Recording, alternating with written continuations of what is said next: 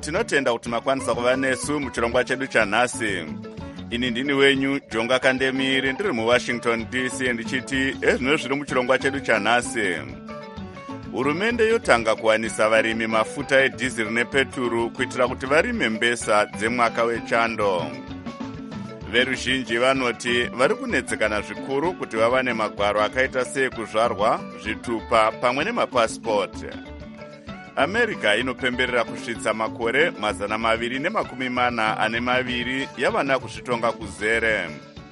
Iyi ndiyo mimwe yemisoro yenhau dzedu dzanhasi ichibva kuno kustudio 7 iri muWashington DC.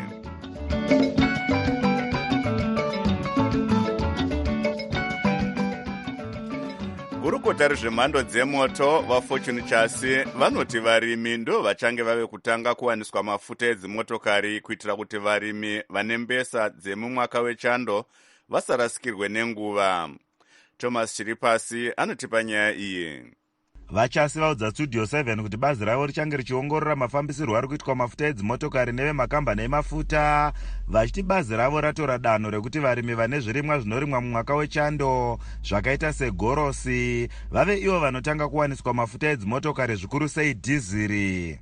Tiri kushanda navo zvakanaka. Takanga tine musangano nezuro tikatsanangurirana kuti tinoda kuita, tikapamidza zvakare kuti system yatoda kuita inotibatsira kuti tinge tichiongorora mashandiro avanoita tiri pakombiyuta.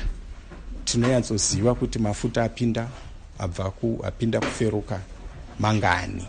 Danho ratorwa nehurumende iri rinouya apo hurumende iri kutadza kutenga mafuta anokwanira nyika, izvo zvave kupa kuti vedzimotokari vagare vari mumitsetse. Nyanzvi munyaya dzezveupfumi musangano rinomirira varimi reZimbabwe Farmers Union vaPrince Kuipa vati sevarimi vari kutambira danho ratorwa nehurumende, asi vati hurumende inofanira kuisa nzira dzakajeka dzinoita kuti varimi vawane dhiziri nyore uye nekukasika kuitira kuti varimi vasarasikirwe nenguva yekushanda muminda yavo.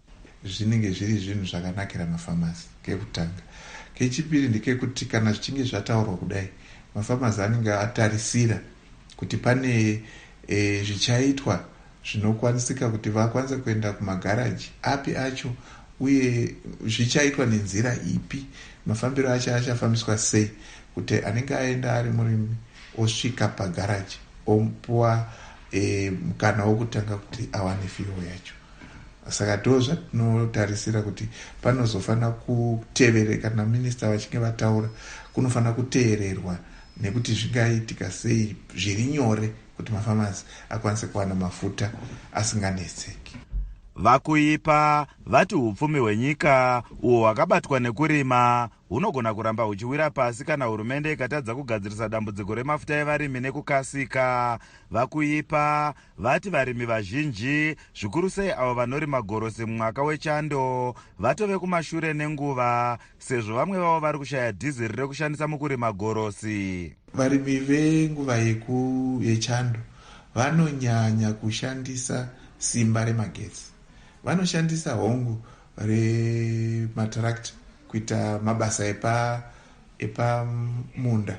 Zvinosanganisira kuti pavakagadzira munda, kana vachiisa mishonga, kana vachitakura zvinhu kubvisa munda, kana kukohwa chaiko, vanenge vachingoshandisa mafuta edhiziri. Saka kana asiri kuwanikwa sezvizvi, hatitarisiri kuti upfumi hungaenderera mberi zvakanaka. Mashoko eZFU aya anouyawo panguva iyo sangano reGrain Millers Association richiti makambani anobika chingwa haana furau inokwana kubika chingwa chinokwanira nyika, izvo zviri kukonzera kuti chingwa chishayikwe muzvitoro nekuda kwekuti varimi vanodawo magetsi pane imwe michina yavanoshandisa mukuita basa ravo. Vachasi vatiwo bazi ravo riri kusimbaradza nyaya yekushandiswa kwemagetsi ezuva kana kuti sola, sezvo Zimbabwe isina magetsi akakwana. Izvi hatikwanisi kuzviita nhasi, asi tofanirwa kunge tiine urongwa plan yemaprojects atiri kuita esolar, maprojects ewind power, mabiodigester. Kana kuvarimi uku tinoda kuongorora nyaya yekuti tingaite sei kuti pane ma-A1 farmers kana iwo ma-A2 akati wandei tingagadzira here kuti vakwanise ivo kuita project yekugadzira magetsi, kuti vawane magetsi avo. Iko zvino vanhu vari kutambudzika nenyaya kunyanya vakadyara wheat kuti tozvifambisa sei. Dzimwe nyanzvi munyaya dzezveupfumi dzinoti hurumende ikasagadzirisa nyaya yekushayikwa kwemafuta edzimotokari pamwe nemagetsi nekukasika zvichaita kuti upfumi hwenyika huwire pasi, sezvo makambani mazhinji ari kutadza kufambisa mabasa awo zvakanaka nekuda kwekushayikwa kwemafuta edzimotokari pamwe nemagetsi. Ndakamirira studio 7 muHarare, ndini Thomas Chiripasi. Zimbabwe, the voice of America. Vagari vazhinji mudunhu remasvingo vanoti vari kunetsekana zvikuru kuti vawane magwaro akaita seekuzvarwa, zvitupa pamwe nemapasipoti. Izvi zvinodiwa kumaruwa. Sadunhu Nyamutake vaMaxwell Chaminuka vati vagari vekumaruwa vari kukundikana kutora magwaro ekuberekwa kwevana vavo nenyaya yekuoma kweupenyu. Zviro zvedu zvizhinji inyaya yokuti macost akudhura kuinda kwavanhu kundotora mabirth certificates nemawitnesses zvinovadhurira izvezvo, uye kuti kana munhu abuda muchipatara asina kubuda nebirth record, kuzondotsvagirwa birth record unonzi bhadhara search fee. Ndo matambudziko atinawo iwawo. Mumwe mugari vadhona kuti mugwagwa vatiwo vari kutadza kutora gwaro rekuberekwa kwemwana wavo nekuti vakasiyana nemudzimai wavo uyo vasingazivi kuti aripi nekuti mutemo hautendedzi kuti mwana atoreswe magwaro pasina amai vake. Ndokuti ndikuda kutoresa mwana birth certificate, but kunikiri kuregistration manje vanenge vachida mai vacho kuti ngavavepo. Mai vacho endapedzisira vaona 23 years or so back. Saka kuti nditi vari papi handizvi pavari. Kuhama dzavo kwandakaenda mai vacho vakasheka, stepfather vacho vakasheka. Saka kuti ndizive kuti pananga vana marelatives acho ari pedo chaivo ari papi, kuti vanonzi musha kwavo kwavanozvarwa ndekwagutu. Saka kwagutu kwacho kuti ndinonotsvaka vanhu vekwamoyo vapi vacho, nokuti senemu yangu aishandisa ndimoyo. Saka kuti ndinovatsvaka njivatsvaka papi, hazvina kuchipa zvisi. Ambuya Sibongile Masukumo vekumweneze vati vari kutadza kutorera muzukuru wavo gwaro rekuberekwa kuti aende kuchikoro, uyo akasiyiwa nevabereki vake vakaenda kuSouth Africa kwavakarovera ikoko. Baba vacho vakaenda Joni namai vana kudzoka. Ndakainda ini vasipo baba namai vakatoda vabereki vavo, saka vabereki vacho handisi ndonovaonepi, havafoni, havatumiri. Mwana wado vagrade 1 hana beti, kuchikoro vangotoda beti. Ndoshawa ndodini mwana wakamuzvara 2011 ndopa vakangoenda vangoti gare.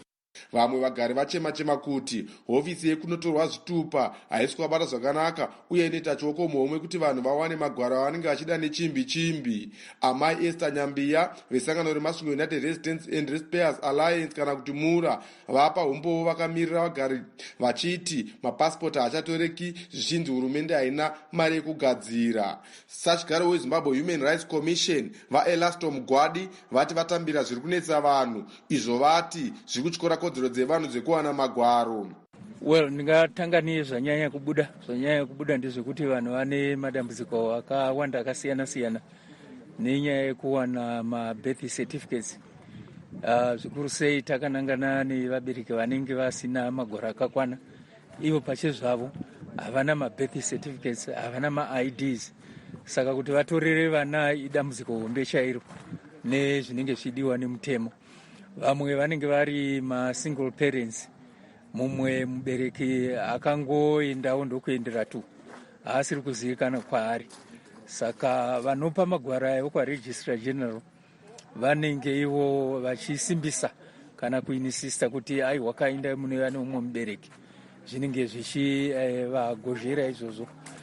Vamugwadi vati vari kuita ongororo iyi kuti vaone matambudziko anosangana nevanhu mukodzero dzavo dzekuwana magwaro ayo sezviri pamutemo wenyika. Vamugwadi vati vachanyora gwaro richapiwa hurumende kuti igadzirise matambudziko anosangana neveruzhinji sezvinodiwa nebumbiro remutemo renyika. Ndakamira studio 7 Masvingo, ndini Gandri Maramba.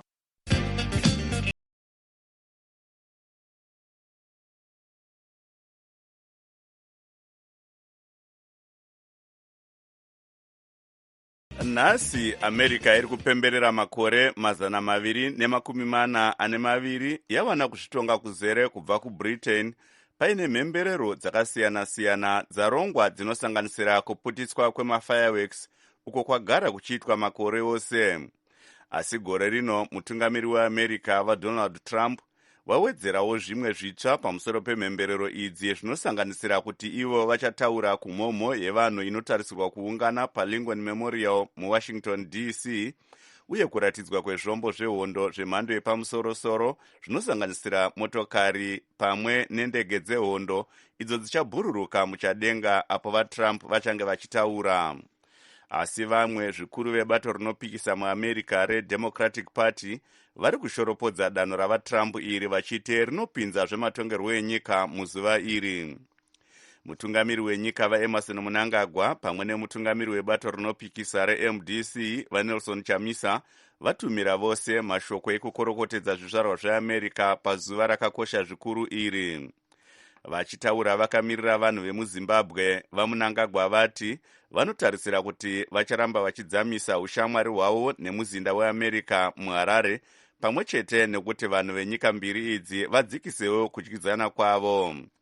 Vachamisa vatiwo zuva ra4 chikunguru rinofananidzwa nendangariro dzekuzvitonga nerusununguko, zvishuvo pamwe nezviito zvinocherechedzwa pasi rose. Vativo vanopembedza ushamwari hwavo nevanhu vemuAmerica vamira navo matambudziko avo kwenguva ndefu. Mukuzeya nezvezuva rekuzvitonga kweAmerica iri, tabata nyanzvi mune zvamatongerwo enyika vachishanda nesangano reZimbabwe yadzoka US-Zimbabwe, uye vachidzidzisa paUniversity of Bergen kuNorway, Dr. Victor Chimutu, kuti tinzwewo maonero avo. Pokutanga ndingati America inyika inozivikanwa pasi rino rese nekumiririra kana kuedza kuda kumiririra kodzero dzevanhu kutiwo munyika dzakasiyana-siyana muve neiya yatingati democracy kana kutiwo respect yemahuman rights kunyanya isu munyika yeZimbabwe. Saka ndinoona kuti kana iyo ine zuva rayo rakadai izuva rakakosha kwazvo rekuti sesuwo even sevana veZimbabwe izuva ratinotiwo aiwa rakanaka tichikorokotedzera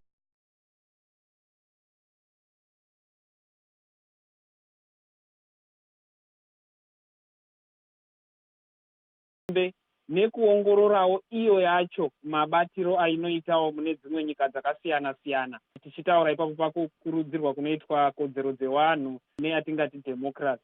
Taonawo vaMnangagwa navachamisa vachitumira mashoko ekukorokotedza America. Munoonawo sei nezvaitwa nevatungamiri vaviri ava? Hachingava chinhu chinoshamisa kuti vachamisa vanotungamira bato reMDC navaMnangagwa vanotungamira bato reZANU-PF vatumira mashoko ekukorokotedza nyika yeAmerica. Tinoona kuti chinhu chakanaka kubva kuvatungamiri ava, sezvo muchiziva kuti mukati menyika yeZimbabwe mune makakatanwa arimo pautungamiri nesarudzo dzedu dzisina kubuda zvakanaka. Saka zvinoratidza kuti vatungamiri vaviri ava vanenge vachidawo kutsvaga ukama hwakanaka naAmerica pazvirongwa zvekuti nyika yeZimbabwe ifambire mberi. Tiri kuona vaTrump kekutanga munhoroondo yekupemberera kusununguka kweAmerica vari kutaura kana kuti vachapa speech kuLincoln Memorial. Pamusoro pezvo vacharatidza zvombo zvehondo zveAmerica zvisati zvamboitwa. Munoona sei chiitiko ichi? Chinhu chisingasonyanyoitwa pazuva iri munyika yeAmerica sekutaura kwamaita, asiwo tingati ndoya inonzi yatingati show of force, kana kuti vaTrump vanenge vachida kurakidza kune dzimwe nyika yatingati military might, ukuru hweAmerica pazvombo. Ko vamwewo vari kuti vaTrump vari kutora mukana uyu kutsvaga rutsigiro musarudzo dza2020 dzavari kutarisana nadzo? Zvingava izvozvo, but kutsvaga tsigiro kwacho hakutsvagwe nekuisa mauto munzira kana kubudisa zvombo zvehondo. Vanga vari nyanzvi mune zvamatongerwo enyika vachishanda nesangano reZimbabwe yadzoka US-Zimbabwe, uye vachidzidzisa paUniversity of Bergen kuNorway, Dr. Victor Chimutu vachitaura vari parunhare vari kwakare kuNorway neStudio 7.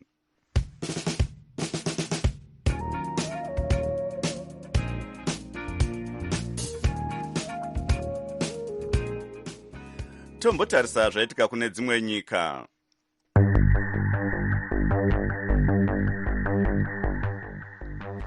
United Nations inoti kubombwa kwakaitika muguta guru reLibya reTripoli uko kwakasiya vanhu 40 vafa, vamwe vachiti vanosvika 55 kunogona kuenzaniswa nemhosva dzehondo. Mubatanidzwa wevakuru vemasangano ari kuratidzira muSudani waita musangano wekuzeya kutanga zvakare nhaurirano nekanzuru yemauto iri kutonga munyika iyi.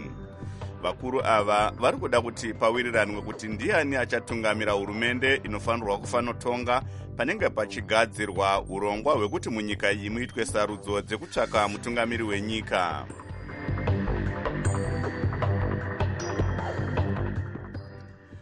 Bato rinopikisa reMovement for Democratic Change riri kuchema-chema nekudomwa kwava Utoile Selaigwana semukuru anoona nezvekufambiswa kwesarudzo munyika. MDC inoti vaSelaigwana munhu akaendeswa kuZimbabwe Electoral Commission ari nhengo yeZimbabwe National Army, izvo inoti zvaityora mitemo yenyika. VaSelaigwana ava vainge vakafanobata chigaro ichi vakazodomwa kuchitora musi wa1 Chikunguru. Bato reMDC rinoti vaSelaigwana vaive mukomisheni yeZEC isina kuburitsa zvainge zvabuda musarudzo muna 2008 kwemavhiki 5 zvakashorwa zvikuru neSADC neAfrican Union. Asi mukuvadoma sachigaro weZEC, amai Priscilla Chigumba vanoti vano ruzivo uye nhoroondo yekubata nyaya dzesarudzo.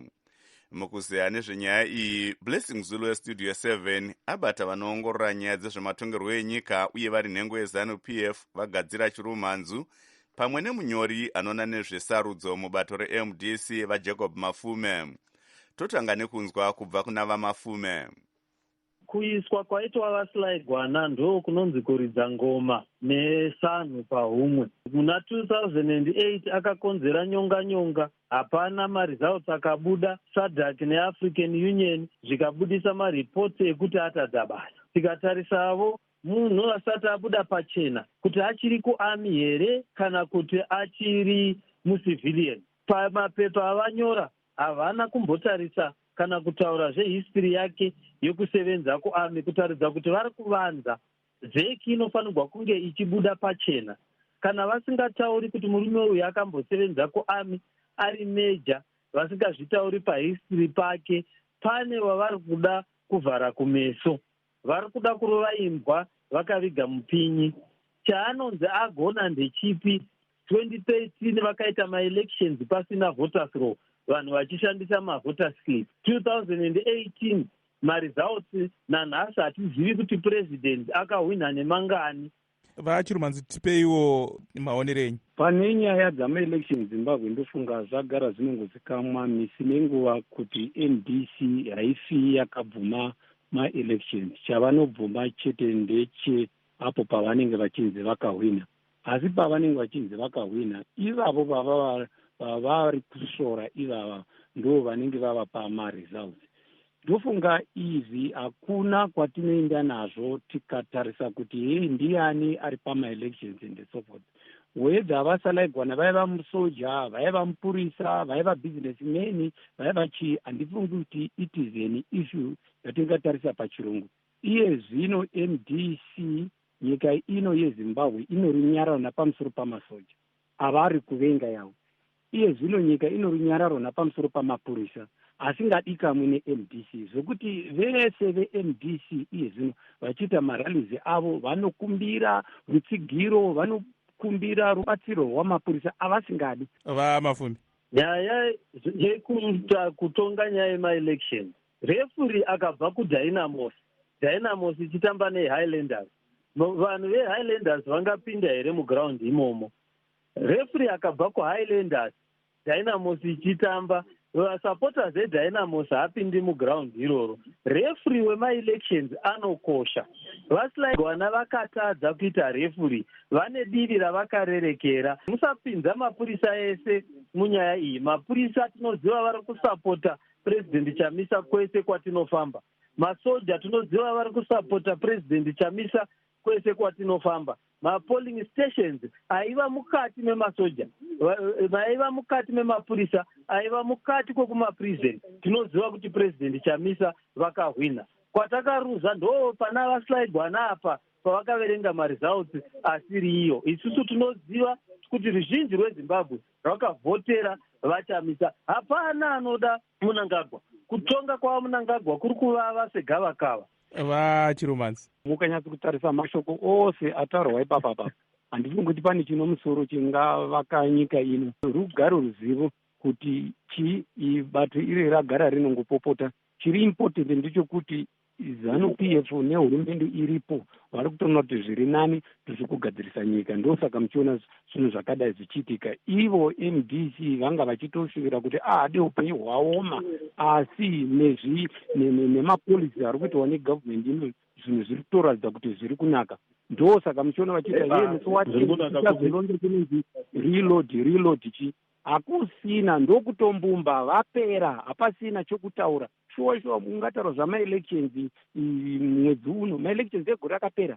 Vamafume hanzi hamudi kujikiwa sarudzo, mukangojikiwa munoti dzabirirwa kana mahwina munyarara. Zvokwadi vanhu ava vanguva vabvirira kubirira. Chavatadza kuba iyi ikonomi nokuti vanokara mari.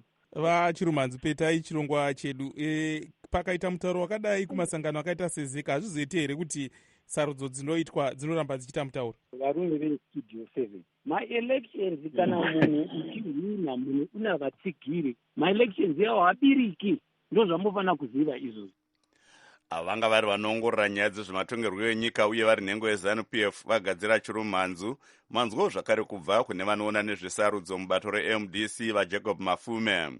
Vaviri ava vanga vachitaura muhurukuro yanga ichikokerwa naBlessing Zulu westudio 7.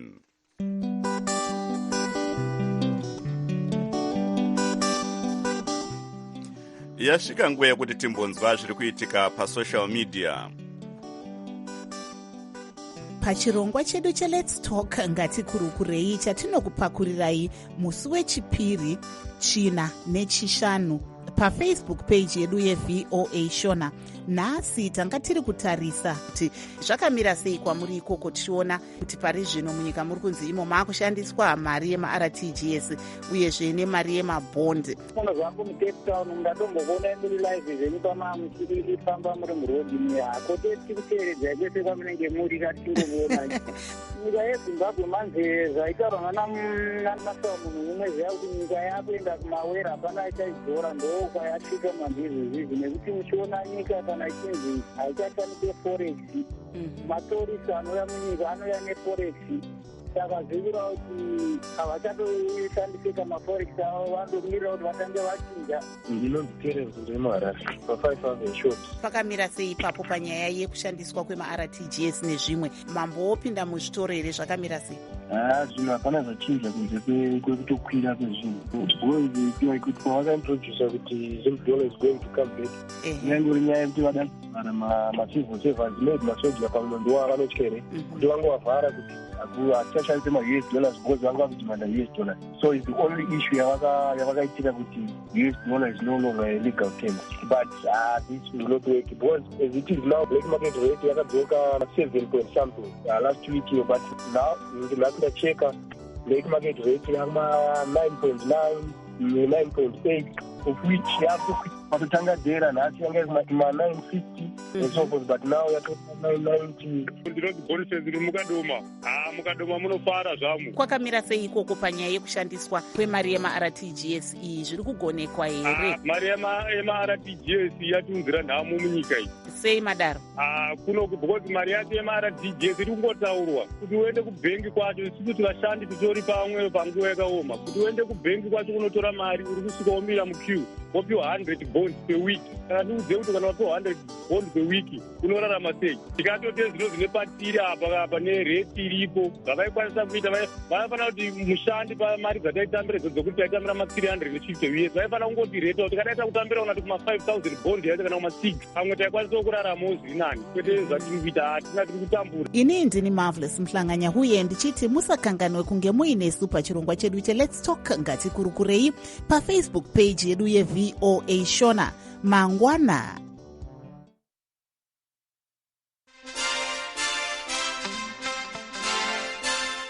Munhau dzemitambo, chikwata chenyika chemutambo wenetball chasimuka chine manyukunyuku chakananga kuLiverpool kuEngland kumakwikwi e2019 Netball World Cup. Michael Kariati anotipa nyaya iyi. Chekwata ichi chasimuka nemufaro mukuru chakananga kuEngland, asi chichambozorora muDubai chisati chasimuka kuenda kuManchester, uko chichanobata bhazi kuenda kuLiverpool, uko kuri kuitirwa makundano epasi rese aya. Mutauriri wechikwata ichi vamaimba mapuranga vanoti mukamba mune mufaro mukuru vachiti ivo vasikana ava vanonokerwa nemakundano aya ayo vanga vachigadzirira zvakasimba. Morari iye zvino vasikana vari kufara, vasikana vari vagadzirira kunotamba mutambo weNetball World Cup. Vose pfungwa dzavo dzakatarisira kunokunda, kunomirisidzana nedzimwe timu dzinobva kune dzimwe nyika. Saka panguva ino tingati takatatayo mazuva ekupedzisira ano ekuti vasimuke vose vasikana vari mucamp vari kufara chaizvo. Kapteni wechikwata ichi Perpetua Sachikonye anoti ari kufara zvikuru sezvo akakarike kutanga muupenyu hwake kupinda muEngland uyezve mumakundano makuru eWorld Cup. Kutotanga ndosaka mufaro wakanyanya. Chatotazira kunoona mamwe mateams andaigara ndichingoshuva kudai ndikambona timu yakati neyakati neAustralia yagara iri number 1 yatone more than 15 years chimbogara panumber 1. Saka chandichishwiro changu chokunomboona mutambiro wavo, nawo ndaona mukana wekuti ndinotamba navo. Chaiva chishwiro changu ndinofara. Vamapuranga vanoti kunyange hazvo akakarike kutanga Zimbabwe ichikwikwidza mumakwikwi emhando yepamusoro akadai, vachashamisa vazhinji nematambiro avachaita. Pose patinoita mitambo yakasiyana-siyana, chatotarisira isusu kutora mukombe. Zimbabwe pasi rose iri panumber 13. Saka panumber 13 ipapo panotaridza kuti tine zvatinazvo zvatinogona kutokwikwidza. Pazuva rakatinakira tinogona kutoshamisa vamwe vanhu tikaswera tatorova ana Australia. Zimbabwe iri mugungano rimwe chete neAustralia, Northern Ireland pamwe neSri Lanka. Asi Sachikonye anoti vachaita nepese pavanogona kuti vabude mugungano iri nekuenderera mberi nemakwikwi. Zvikwata zvitatu kubva mugungano rega rega pamagungano mana ndizvo zvinoenda munharaunda yechipiri, umo zvikwata zvichadamburwa nepakati kupinda mumagungano maviri. MaGems ane basa guru rekuedza kugadzirisa zita renyika iro raipa zvikuru munyaya dzemitambo mushure mekunge maWarriors abuda mumakwikwi eAFCON mushure mekurohwa 4-0 neDemocratic Republic of Congo. MaGems ari kuvhura makundano eWorld Cup musi wa12 chikunguru nemutambo neSri Lanka, achizotamba nemusi wa13 chikunguru apo vari kusangana neAustralia. Mutambo wavo kugumisira uriko musi wa14 chikunguru apo Zimbabwe iri kutamba neNorthern Ireland. Ndakamirira Studio 7 muHarare, ndini Michael Kariati. Musakangana chirongwa cheWomen's Round Table na8 p.m. apo tiri kutarisa zviri kuitwa nevanhukadzi muupenyu hwavo. Anokuonekai ndini wenyu Jonga Kandemiri, ndokusiya mina Chris Gande.